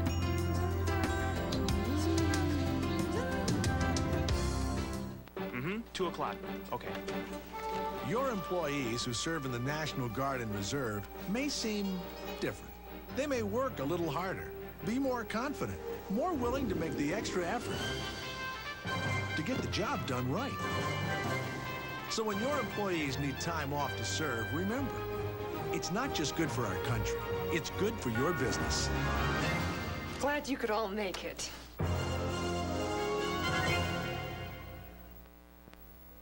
Welcome back to Flights of Fantasy. The Square ordeal isn't the only controversy in the gaming industry right now. In fact, this one has been going on for some time. Here are our thoughts on a subject that will affect both kids and parents. Violence in video games. It's been an issue that's faded in and out. The biggest controversy in video games of all time was centered around Mortal Kombat. Ironically, the movie was not criticized for violence. Fighting games are inherently violent, and they have saturated the market. The leading fighting games are, of course, the Mortal Kombat series, the Street Fighter series, and Killer Instinct. The violence level in all of these games is relatively the same, although Street Fighter generally has less graphic violence. Resident Evil is not a fighting game, but it is a very violent one. You have to shoot zombies several times to kill them, and the ultra-realistic animation and sound effects don't butter this over. Savage dogs burst through windows and try to tear you to shreds. Zombies eat members of your task force. This game is violent, but it has to be. The main idea of the game is to scare you. When those dogs first jump out at you, you jump 3 feet high. If this were a movie, you'd wet your pants. You're stranded in this spooky mansion, and you can't go outside because you'll get eaten alive by God knows what. Is the violence in these games wrong? It's really hard for us to say that it's wrong. As for street fighting games, though, we definitely think they lack substance. Adding cinema scenes after every battle would change that to some extent. Then the games wouldn't be 100% fighting. If you think our games are bad, then you wouldn't believe the violence in Japanese games. Some games are never released over here for that exact reason. Yet in Japan, violent crimes almost never happen. And if you don't believe us, do the research yourself. Violence in video games is not a problem for the majority of people, but that doesn't mean we should ignore the issue. It's up to parents to monitor the games their younger kids play, just as they would monitor whether or not their kids see PG-13 movies. Games are rated nowadays, and even if they weren't rated, parents could still tell which games are violent. It's called looking at the back of the box, or just reading the title. Killer Instinct, Street Fighter, Mortal Kombat. Come on, folks, it couldn't be more obvious. On the bright side, the vast majority of video games are rated KA, kids to adults. So all those news stories you've heard about violent video games, they're talking about a minority, something that hasn't been addressed. To be fair though, the sales figures of these games aren't in the minority. This argument could go back and forth forever. The point is, just to be informed so you can make an informed decision. And that's one of the principles on which Flights of Fantasy was founded. That's it for this edition of Flights of Fantasy. Before we go, I'd like to say thank you to all of our loyal viewers out there. We've been having a heck of a time getting other stations to see what this show is all about.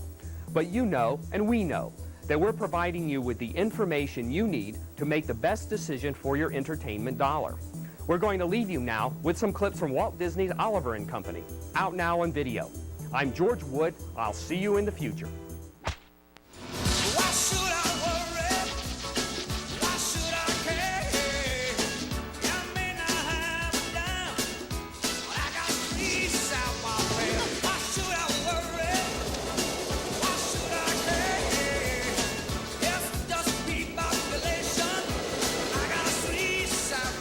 Square was one of the most fruitful, whoa! The monitor's going nuts.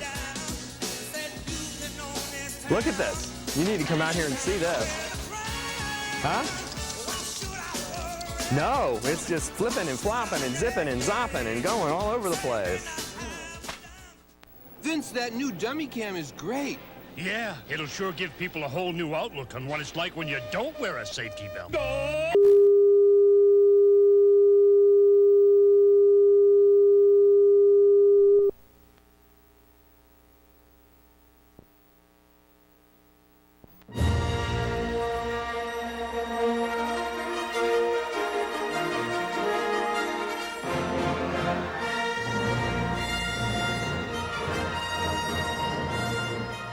Welcome to this edition of Flights of Fantasy.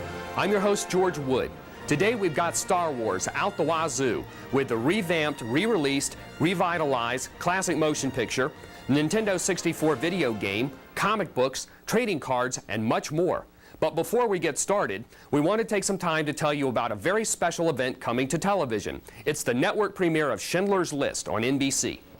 You might think it's odd for us to be covering Schindler's List, but we think it's important for our younger viewers to take the time to watch the broadcast.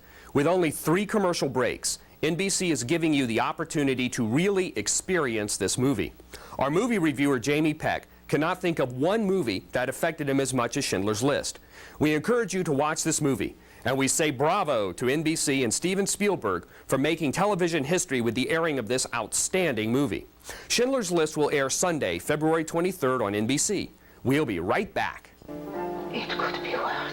Oh, tell me. How on earth could it possibly be worse?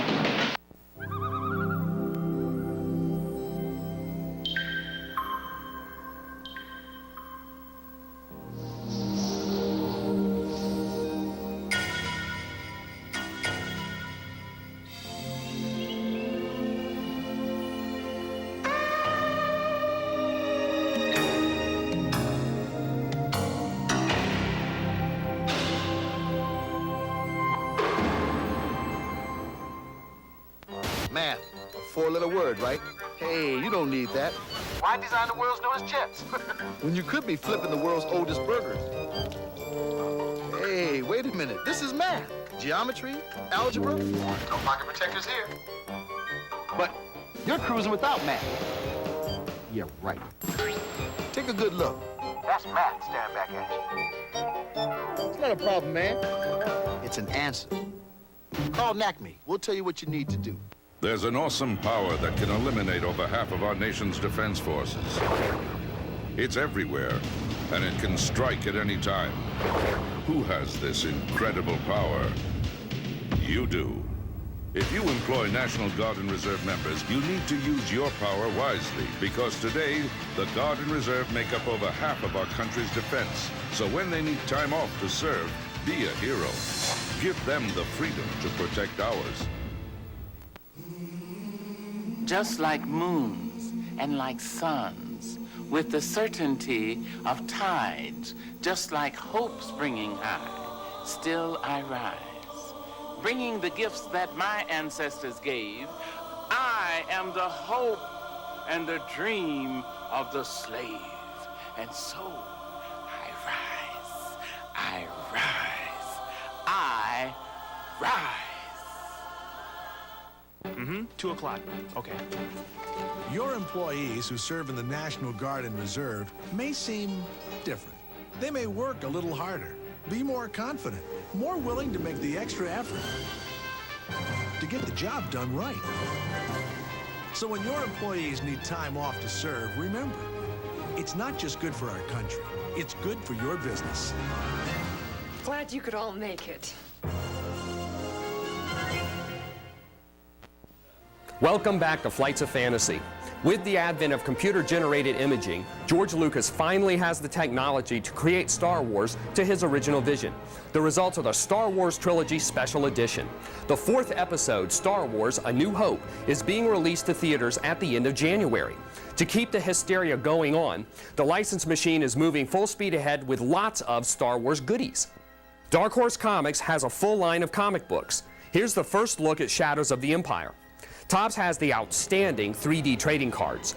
Kenner is adding more variations to the action figures, and Nintendo's Shadows of the Empire video game for the N64 is causing quite a ruckus. Flights of Fantasy now takes you inside ILM, where you can see how George Lucas is changing the face of history. For an entire generation, the only way people have been able to experience the epic trilogy of Star Wars, The Empire Strikes Back and Return of the Jedi, has been on the television screen. Until now. There'll be no one to stop us this time. Help me, Obi-Wan Kenobi. You're my only hope. Creator George Lucas and 20th Century Fox are re-releasing all 3 films as the Star Wars Trilogy Special Edition, using today's film and sound technologies that give a whole new generation of filmgoers the opportunity to feel the power of the Force once again on the big screen. That boy is our last hope. No, there is another. Star Wars was designed to be a theatrical experience. It was designed to be on the big screen. Sound is extremely important, and it's very important to the overall enjoyment of the film that it be big. You're coming in too fast!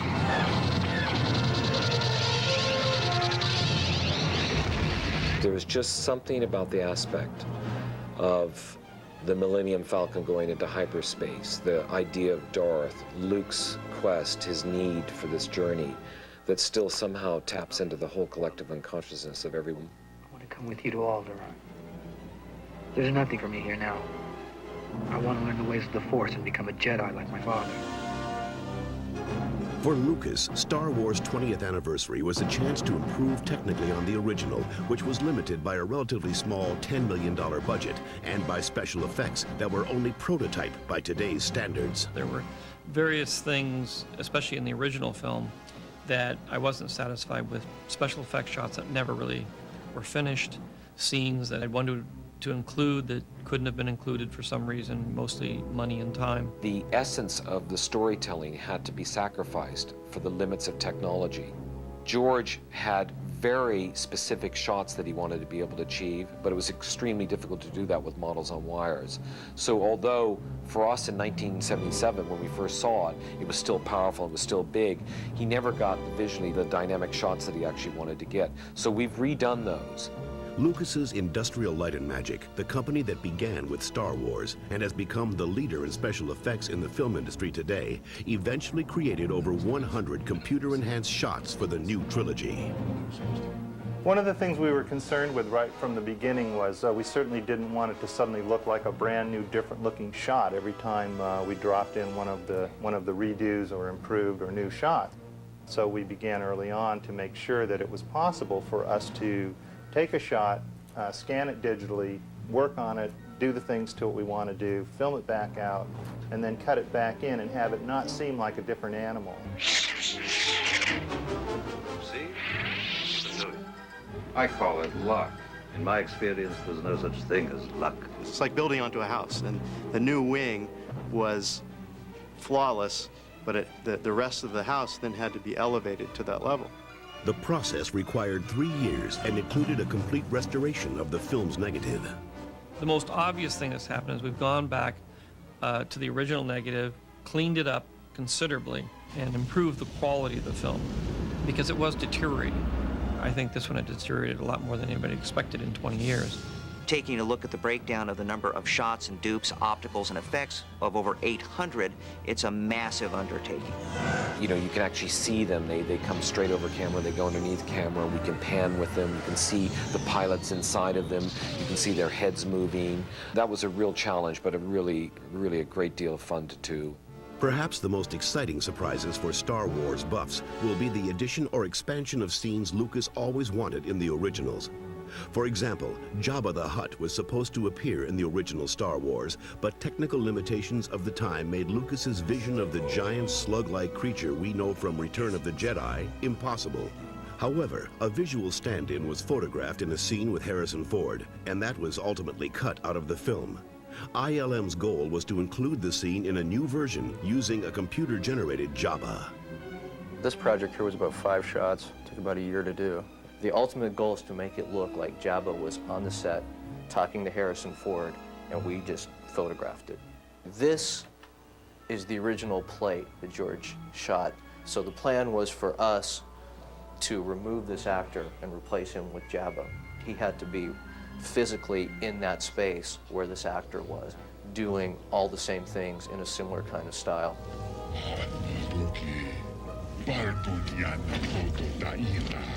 The actual motion of Jabba never really existed before. The mass of the character would allow us to make him move like a sea lion, right? So that's essentially what I did. I made him move like a sea lion. The film's soundtracks also get the full treatment today's audiences have come to expect. Hold your fire. There's no life forms. We've gone back to some of the original tracks and gotten the cleanest copy, and then now we're remastering it digitally. So this will be the first time the film has been released in digital sound. This is all your fault. We didn't want to throw out the sound in the film and do it over. There were so many classic things in it. So many things that we could do better. And they also represent what the film is and how it's known to people. So that we did our best to bring them to the audience as clearly and as high fidelity as possible now.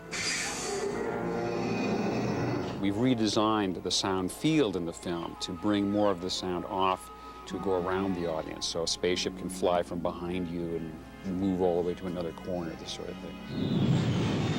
The original mix was so complex, so good, but there was no technology to actually hear it. And one of the things that George has spent an enormous amount of money trying to develop is a THX system in which allows theaters to present films in the way in which filmmakers actually make them. Beyond all the technical improvements, it is still the story of Luke Skywalker, Princess Leia, Han Solo, Darth Vader, Obi-Wan Kenobi, Chewbacca, C-3PO, and R2-D2 as good battles evil in the universe. This will be a day long remembered. But now, not only those who have grown up with the cinematic legends, but the generations to come will be able to feel and see the power of the Force in a whole new light. It's the anticipation, it's the anxiety of splitting away from home, it's the idea of the adventures that lie ahead of you, it's the ability to try and take a part of the world and own it. It's all about the adventure of life. I'm not afraid. You will be. For me, I got to remake the movie and get it to be finished the way I want, so I'm perfectly happy. But it would be fun to be able to share that intangible part of the experience of seeing it in a large theater with hopefully millions of people. You're all clear, kid. Now let's blow this thing and go home. The Force will be with you, always.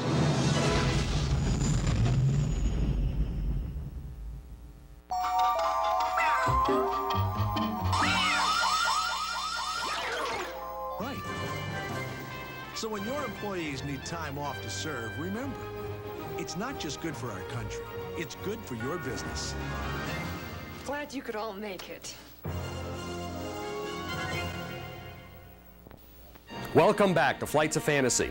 While the Star Wars movies are heating up the big screen, the Star Wars video games are tearing up the small screen. Here's our review of Shadows of the Empire for the Nintendo 64. Shadows of the Empire was supposed to come out with the Mario 64, but it was delayed to make the game more in-depth. I wonder what they changed, because the end result is a masterpiece, and the verdict on challenge is thumbs up. You can beat the game with practice on the easy mode. You'll get an ending, but your character will not survive. If you want to see the ending where he lives, beat the game on medium, a task that is significantly more difficult. So far, we have won Shadows only on the easy mode. None of the endings use full motion video, but they're still well done. We don't know yet if there are different endings for the hard and Jedi levels, but if there are, don't bet on reaching them. The first level is practically impossible on hard or Jedi. All 10 levels are huge. Exploring the landscapes in this game is truly like no other gameplay experience. You will be amazed. Get ready to trip AT-AT walkers. Search for emergency generators in Echo Base. Blast star cruisers from the cockpit of your ship. Ride a dangerous freight train. Seek Boba Fett's hideout in a massive canyon system. Play bumper cars in your land speeder on Mos Eisley. Infiltrate an Imperial starship. Access the Imperial City through underground sewers and fly inside the Skyhook structure. In case you don't know, the Skyhook is like a star-shaped Death Star. Do yourself a favor and don't bother getting all the challenge points in the game. All they do is give you a sort of X-ray scope called the Lebo scanner for finding secret areas that were previously not accessible. With powerful bosses, chillingly sly stormtroopers who wait around corners for you, excellent replay value, and more. Shadows of the Empire is a must-have game that would be capable of selling the Nintendo 64 on its own, even if Mario didn't exist. One final note for parents. Don't be concerned about the game's teen rating. The game is no more violent than the movies, which are rated PG. One of the more colorful characters in the Marvel Universe is Wolverine. Here's Fleer Skybox's tribute to this character. Philosopher and fighter, savage and savior, exile and X-Man. The enigmatic hero known as Wolverine has been all these things and more over the years. Fleer Skybox International explores the life and times of Marvel's most mysterious mutant in the Fleer Ultra X-Men Wolverine trading card set, a collection of 100 all-painted cards that feature an original Wolverine comic story on the backs. No other trading card set has ever done this before. Really cool. This is a full 11-page story with all new line art by artist Mark Buckingham. This story takes place shortly before the events of Wolverine 100 and features various foes and allies in the Mojo world, another innovation from Fleer Skybox, setting the standards for others to follow. Wolverine has the richest, most detailed life of any character in the Marvel Universe. He has more costumes, occupations, enemies, and allies than anybody. To better illustrate Wolverine's tumultuous career, the Wolverine card set is organized into 9 block subsets. Each block is painted by one artist and depicts one phase of his life. The contributing artists are some of the finest painters in the industry, and their love of the subject really shows. The experimental Weapon X is painted by Glenn Orbick. His friends in Department H are covered by Ken Kelly. Tom Kiffin shows us his second Genesis as he enters the X-Men. His adventures in Japan are chronicled by the team of Julie Bell and Boris Vallejo. And you also should check out their astonishing Marvel Masterpiece set. His allies are brought to life by the incomparable Dave Dorman. Mark Texeira gives us the Mercenary patch, while Tom Fleming takes us to Mojo World. Cliff Nelson captures the pure evil of his enemies, and the X-Men have a golden glow thanks to Joe Jusko. The Age of Apocalypse is remembered by Mark Sasso, and the final subset, the Savage Beast, is tamed by Brian Stelfreeze. The chase cards also carry over the original Storybacks idea. The 9 Holoflash cards feature painted fronts by the brothers Hildebrandt, and Spider-Man artist Mike Wieringo does the backs. The 3 lenticular cards are the cream of the crop, each one a different Fleer Skybox technology. He fights a Sentinel in the Marvel Motion card. He changes to a Savage Feral state in the Marvel Morph card, and Wolverine Past, Present, and Future appear in the Marvel Mirage cards. They're found in 1 in every 24 packs. The Wolverine Fleer Ultra set is a treat for both fans of Wolverine and fine art. Since it is solely based on Wolverine, there are more new characters here than any other X-Men card set. So even if you have them all, the Wolverine cards add to the X-Men universe. Highly recommended. Fair warning, we're going to sound really excited in this review, but it is warranted. Here's our look at Tomb Raider. IDOS scores big with Tomb Raider for the Sony PlayStation. Tomb Raider is the perfect cure for post-Mario boredom, but saying that does a disservice to Tomb Raider. This game does not deserve to be placed on the back burner behind Mario. Tomb Raider is, get ready for this, just as good as Mario. Although Mario's play control and graphics are better, Tomb Raider offers more challenge, enough to make the game last for quite a while, unlike the beat it in a few days Mario. Tomb Raider is also more fun, with more chances to explore and immerse yourself in the 3D landscapes without being bothered by hordes and hordes of irritating enemies. The enemies in Tomb Raider are animals, from wolves to bears to raptors to pee-in-your-pants T-Rex. Man, when that guy lurches out of the shadows, you feel as if Jurassic Park has become a reality. The beast is as big as the screen. Keep in mind that although we said Mario has better control and graphics, Tomb Raider definitely remains competitive in those areas. The natural landscapes are more detailed than Mario's, but sometimes it's hard to tell if a ledge exists or not in the rocky areas. Mario avoided that problem with simpler level designs, but they're not fooling anybody. Tomb Raider has incredibly intricate level designs that make getting around really feel like you're exploring dangerous tombs. You must often jump toward a platform, grab its edge, and hoist yourself up. Yeah, that sounds like Mario, but Tomb Raider takes it one step further. It's too hard to explain now, but take our word for it. Tomb Raider also tops Mario with far superior lighting effects and underwater graphics that just scream beauty. Oh man, this game is so good. I only hope we have expressed that well enough. I don't know about you, but we're sick of comparing games to Mario, so we'll stop here. But make sure you get our message. Mario or no Mario, you just must get Tomb Raider. Let's repeat that for dramatic effect. You must get Tomb Raider. Some quick hints. Use the A button to quickly turn 180 degrees. Make sure you press and hold B when climbing into ledges. Lastly, during a game, go to your inventory screen and press L1, triangle, R2, L2, L2, R2, circle, and L1. You will now have access to weapons that are normally not available until much later in the game. Oh, we do have to throw this in.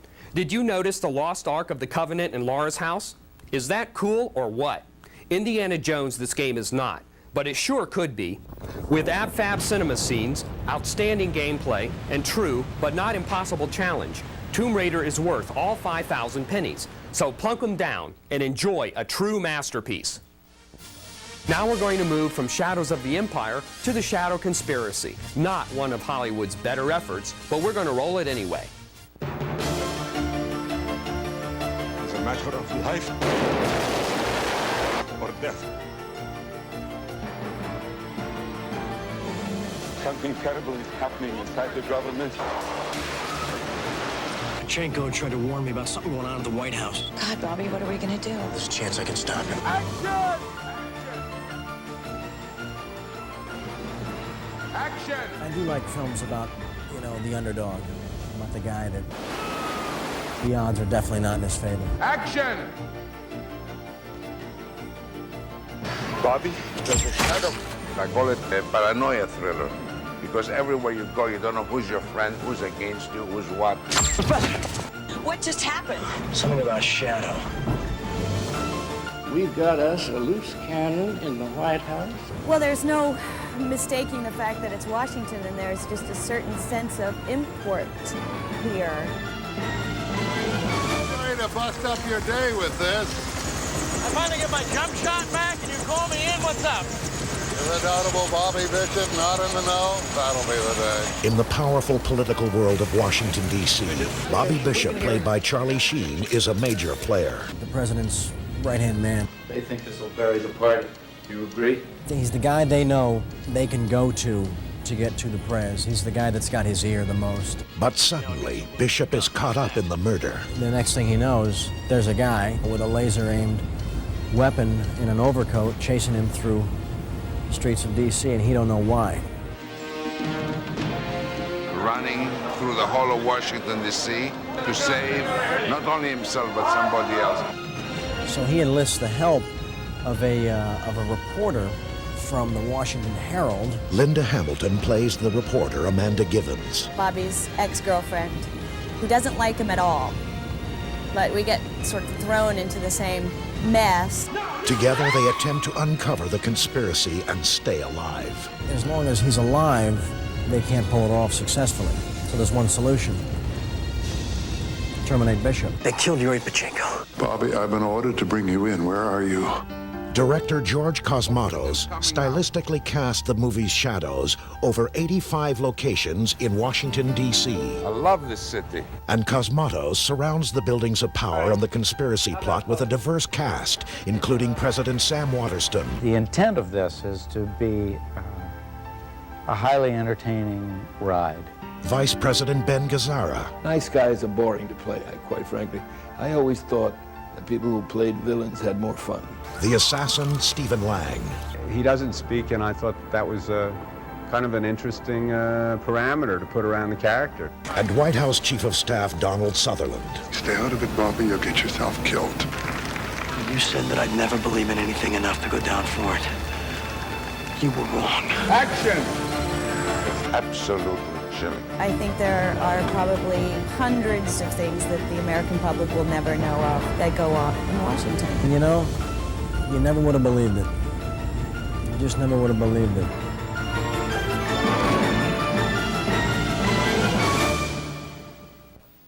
Well, I don't know about you, but I'm sick and tired of all these cookie-cutter action films with bad acting, like Charlie Sheen's. Unfortunately, quality films like Schindler's List are just too hard to come by. We're going to leave you now with some scenes from this Oscar winner. I'm George Wood. I'll see you in the future. What few?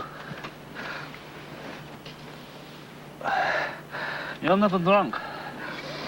Oh, that's real control. Control is power. That's power.